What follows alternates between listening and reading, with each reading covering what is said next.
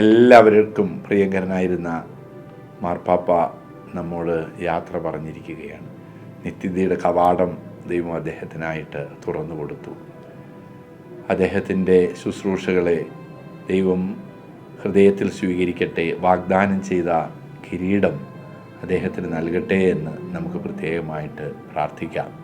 Francis മാർപ്പാപ്പയെ നിരവധി തവണ കാണുവാൻ ഉള്ള ഭാഗ്യം എനിക്കുണ്ടായി.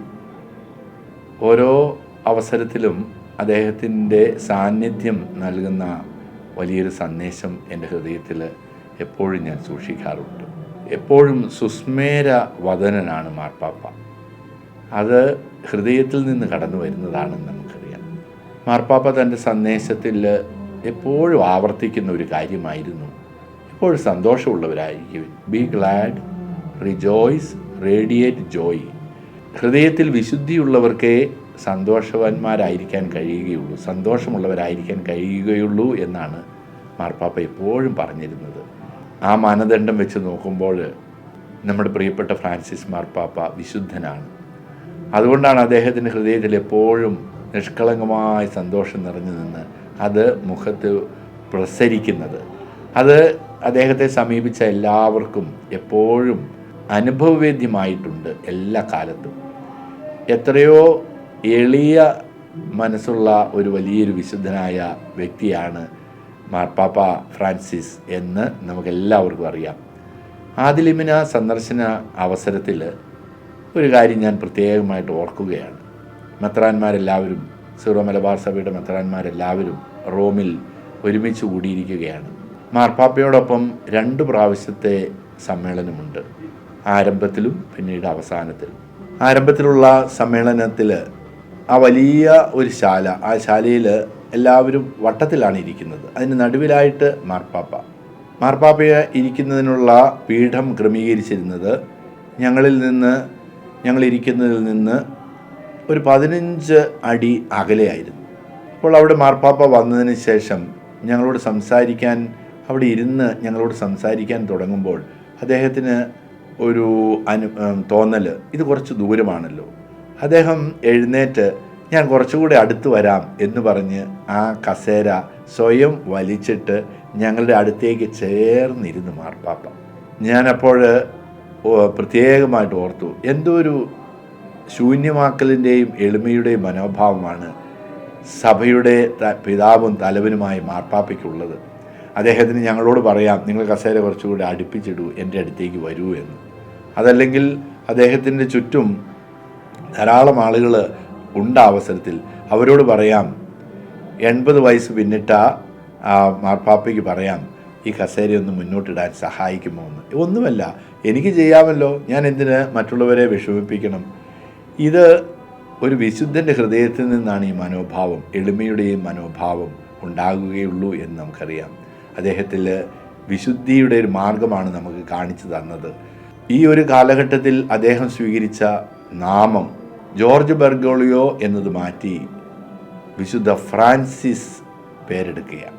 വിശുദ്ധ ഫ്രാൻസിസ് അസീസിയുടെ വലിയൊരു മാധ്യസ്ഥ്യം അപേക്ഷിച്ചുകൊണ്ടാണ്, ആ ഒരു ശൈലി തൻ്റെ ജീവിതത്തിൽ ഉണ്ടാകണമെന്ന് കരുതിക്കൊണ്ടാണ് ഫ്രാൻസിസ് മാർപ്പാപ്പ ഫ്രാൻസിസ് എന്ന പേര് സ്വീകരിക്കുന്നത്.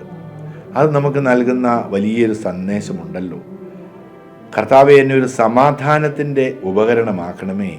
വിദ്വേഷമുള്ളിടത്ത് സ്നേഹവും ദ്രോഹമുള്ളിടത്ത് ക്ഷമയും, അന്ധകാരമുള്ളിടത്ത് പ്രകാശം, വിദ്വേഷമുള്ളിടത്ത് സാന്ത്വനം, നിരാശയുള്ളിടത്ത് പ്രത്യാശ പ്രസരിപ്പിക്കാൻ എനിക്ക് ഇടയാകട്ടെ എന്ന സമാധാന പ്രാർത്ഥന അദ്ദേഹം തൻ്റെ ജീവിതത്തിൽ അക്ഷരാർത്ഥത്തിൽ അന്വർത്ഥമാക്കുകയാണ്, പാഠമാക്കുകയാണ്.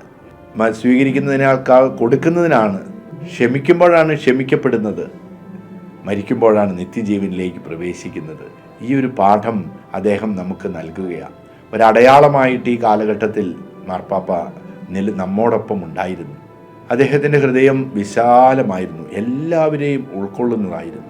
അമേരിക്കയുടെ അതിരുകൾ മതിലുകൊണ്ട് അടയ്ക്കുമെന്ന് പറയുമ്പോൾ മാർപ്പാപ്പ പ്രസിഡന്റിനെ ശാസിച്ചത് എങ്ങനെയാണ്? ഹൃദയമടഞ്ഞവർക്കേ അതിരുകൾ അടയ്ക്കാൻ സാധിക്കൂ എന്ന്. എത്ര ധീരതയോടെ ആ മാർപ്പാപ്പ സന്ദേശം നൽകുന്നത്.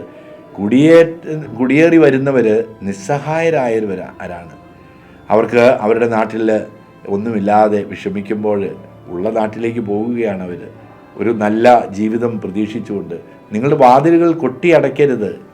വത്തിക്കാൻ്റെ വാതിലുകൾ തുറന്നിട്ടുകൊണ്ട് ഈ റോമിലേക്ക് വരുന്ന തീർത്ഥാടകർക്കും കുടിയേറ്റക്കാർക്കും എല്ലാം തുറന്നിടാനുള്ള വലിയൊരു മനസ്സ് മാർപ്പാപ്പയ്ക്കുള്ളത് നമുക്ക് എത്രയോ മാതൃക നൽകുന്നതാണ്. ആ വലിയൊരു മാതൃകയാണ് നമുക്ക് പിൻചൊല്ലാൻ സാധിക്കുന്നത്.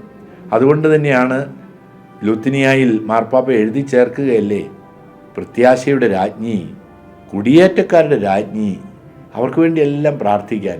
ഓരോ യുദ്ധം ഉണ്ടാവുമ്പോഴും എത്രയോ വേദനയോടുകൂടിയാണ് മാർപ്പാപ്പ എഴുതുന്നത്. തൻ്റെ ഏറ്റവും അവസാനത്തെ അപ്പസ്തോലിക ചാക്രിക ലേഖനത്തിൽ മാർപ്പാപ്പ നമ്മെ ഓർമ്മിപ്പിക്കുന്നത് മറ്റൊന്നുമല്ലല്ലോ, തിരുഹൃദയം കാരുണ്യത്തിൻ്റെ ഹൃദയമാണ്. ആ ഹൃദയത്തിലേക്ക് സ്വയം സമർപ്പിക്കുക. നിങ്ങൾക്ക് ജീവിതത്തിൽ അർത്ഥം കണ്ടെത്താൻ ആകും, മറ്റുള്ളവരെ സ്വീകരിക്കാനാകും. എത്രയോ വലിയൊരു സന്ദേശമാണ് തൻ്റെ അവസാനത്തെ ചാക്രിക ലേഖനത്തിൽ മാർപ്പാപ്പ നൽകുന്നത്. ഈ ഒരു ജൂബിലി വർഷം മാർപ്പാപ്പ പ്രഖ്യാപിച്ചപ്പോൾ നമ്മളോട് എല്ലാവരോടുമായിട്ട് നൽകുന്ന സന്ദേശം ഇതാണ്: പ്രത്യാശ നമ്മെ നിരാശരാക്കുന്നില്ല, എപ്പോഴും പ്രത്യാശയുള്ളവരായിരിക്കുവിൻ. ആ ഒരു വലിയൊരു സന്ദേശം മാർപ്പാപ്പ തൻ്റെ ജീവിതത്തിൻ്റെ ആകെത്തുകയായിട്ട് നൽകുന്നതായി നമുക്ക് കണക്കാക്കാം. കാരണം അദ്ദേഹം പ്രത്യാശയുടെ അടയാളമായിരുന്നു, സമാധാനത്തിൻ്റെ അടയാളമായിരുന്നു, സ്നേഹത്തിൻ്റെ അടയാളമാണ്, സന്തോഷത്തിൻ്റെ അടയാളമാണ്. അദ്ദേഹത്തിൻ്റെ ജീവിതം നമുക്ക് മാതൃകയാക്കാം. എല്ലാവരെയും ഉൾക്കൊള്ളാനുള്ള വിശാലമായൊരു ഹൃദയം, എല്ലാവരെയും സ്നേഹിക്കാനുള്ള ആഴമായ ദൈവസ്നേഹം എല്ലാം നമുക്ക് സ്വന്തമാക്കാം.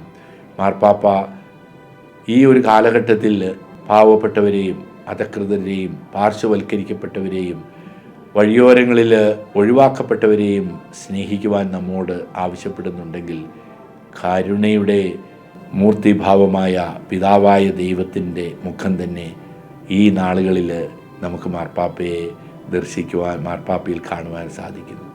നമുക്ക് പ്രാർത്ഥിക്കാം. നിത്യതയുടെ കിരീടം നൽകട്ടെ. സൂര്യചന്ദ്രന്മാരുള്ളിടത്തോളം അങ്ങയുടെ നാമവും ഞങ്ങളുടെ ഇടയിൽ ഉണ്ടാകട്ടെ എന്ന് നമുക്ക് പ്രാർത്ഥിക്കാം.